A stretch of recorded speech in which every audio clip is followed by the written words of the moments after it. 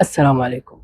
كثير من الناس بتواجه مشكلة ضعف في الصوت بعد الاستخدام لفترة طويلة، بعد استخدام الجوال طبعا. أقول لك هذه المشكلة لها عدة أسباب، وبإذن الله أنها بسيطة وراح أساعدكم كيف تحلوها. أول شيء، احتمال تكون تكونت أتربة أو أوساخ على مخارج الصوت. لو أنت لاحظتها على المخارج نفسها، حقة الفتحات حقة السبيكر أو السماعة العلوية، حاول إنك أنت تجيب فرشة غير مستخدمة ولا تحط فيها أي سوائل، وامشي على السماعة بلطف إلين ما تروح الأتربة، وجربها بإذن الله تنحل معك المشكلة. طيب، ما انحلت معك المشكلة؟ شوف لو في تحديثات موجودة في الجهاز، احتمال إنه عدم تحديثك للجهاز سبب هذه المشكلة. فحاول إنك أنت تسوي تحديثاتك أول بأول، وبإذن الله راح تنحل معاكم هذه المشكلة.